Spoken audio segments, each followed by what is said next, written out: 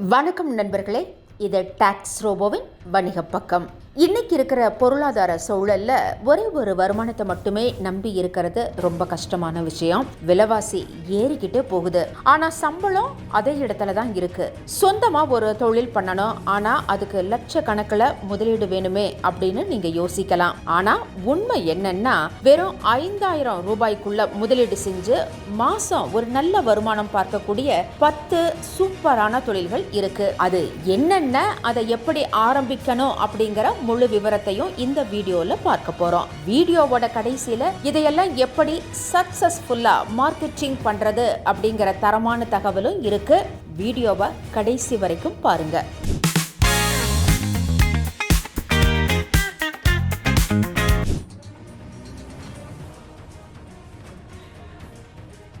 இப்ப யாருமே சாதாரணமா கிஃப்ட் கொடுக்கறதுக்கு விரும்புறதில்ல. போட்டோ போட்ட கப்பு, ரெசின் ஆர்ட் எனப்படும் நவீன கலை பொருட்கள், கைகளால எழுதப்பட்ட கடிதங்கள், அதாவது காலிகிராஃபிக்கு பயங்கர டிமாண்ட் இருக்கு. எனவே அதை உருவாக்கும் தொழில் நிறைய பேருக்கு கை கொடுக்கும். அதோட ஒருத்தரோட குரலை பதிவு செய்த QR கோட் அடங்கிய ஃப்ரேம்களையும் தயாரிக்கலாம். இன்ஸ்டாகிராம் ரீல்ஸ்ல நீங்கள் அந்த பொருட்களை தயாரிக்கும் பிஹைண்ட் த சீன்ஸ் வீடியோக்களை பதிவிட்டால் ஆர்டர்கள் குவியும். கலப்படம் இல்லாத உணவுக்கு மக்கள் இன்னைக்கு எவ்வளவு வேணும்னாலும் செலவு செய்ய தயாரா இருக்காங்க. வீட்டில் சுத்தமான முறையில் தயார் செஞ்சு பேக் பண்ணுங்க. வெறும் சாம்பார் பொடியோட நிறுத்தாம மில்லட் பேஸ்டு கஞ்சி மாவு அல்லது ஹெல்த் மிக்ஸ் தயாரிப்பது இப்போது மிகப்பெரிய மார்க்கெட். உங்க தயாரிப்புகளுக்கு ஒரு சின்ன பிராண்ட் பெயர் வச்சு FSSAI அங்கீகாரம் வாங்கினா மக்கள் உங்களை ரொம்ப நம்புவாங்க. அதனால உங்க வியாபாரமும் உயரும். முதலீடே இல்லாம ஆரம்பிக்கணும் அப்படின்னா இதுதான் பெஸ்ட். மீஷோ மாதிரி ஆப்ஸ் அல்லது ஹோல்சேல் கடைகள்ல இருந்து படங்களை எடுத்து ஷேர் பண்ணுங்க. ஒரே ஒரு வகை பொருளில் மட்டும் கவனம் செலுத்துங்க. உதாரணத்துக்கு குழந்தைகளுக்கான உடைகள் மற்றும் இளம் பெண்கள் விரும்பும் ஆடைகள். இந்த மாதிரி Facebook மார்க்கெட் பிளேஸை பயன்படுத்தினால் உங்கள் ஏரியாவுக்கு வெளியே இருக்கிறவங்களுக்கும் நீங்க விற்க முடியும்.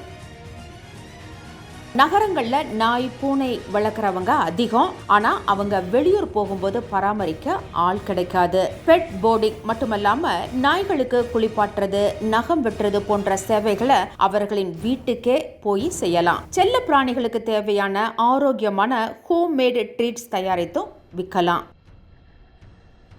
பெரிய ஹோட்டல் தேவையில்லை.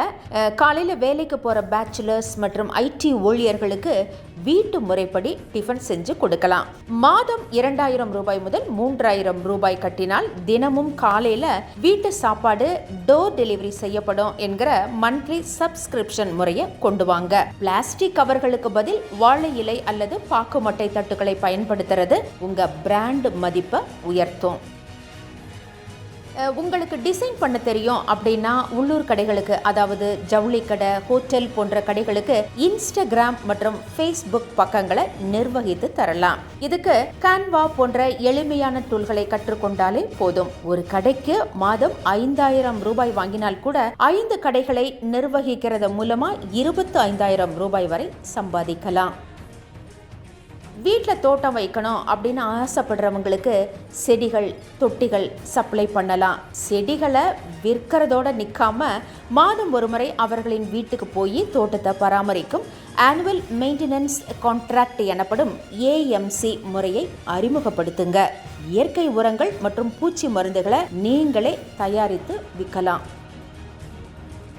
கூகுளில் ஒரு கடையை தேடுறப்ப அது முதல்ல வருமாறு செய்வது தான் உங்களோட வேலை. கூகுள் பிசினஸ் ப்ரொஃபைல்ல சரியான போட்டோக்கள் மற்றும் ரிவ்யூக்களை பதிவிடுங்க. சின்ன சின்ன கடைகளுக்கு இதை பத்தி தெரியாது. நீங்க அவங்களுக்கு புரிய வச்சா நல்ல வருமானம் பார்க்கலாம். பழைய ஃபர்னிச்சர் அல்லது எலக்ட்ரானிக் பொருட்களை கம்மி விலைக்கு வாங்கி அதை கொஞ்சம் ஆல்டர் பண்ணி அதிக விலைக்கும் விற்கலாம். விண்டேஜ் லுக் கொண்ட பழைய ரேடியோ அல்லது கிராமபோன் பெட்டிகளை அலங்கார பொருட்களை மாற்றி விற்கிறதும் நல்ல லாபத்தை தரும். OLX மற்றும் Facebook குரூப்களில் இதற்குனே தனி வாடிக்கையாளர்களே இருக்காங்க. தேவையில்லாத டயர், பாட்டில், பிளாஸ்டிக் பொருட்களை கலைப்பொருட்களா மாத்தியும் விற்கலாம். பழைய மதுபான பாட்டில்களை லைட் செட் செய்து பெயிண்ட் செய்யும் பாட்டில் ஆர்ட்டுக்கு நல்ல விலை கிடைக்கும். இவற்றை எட்ஸி போன்ற சர்வதேச இணையதளங்கள்ல டாலர்கள்ல விற்க முயற்சி செய்யுங்க.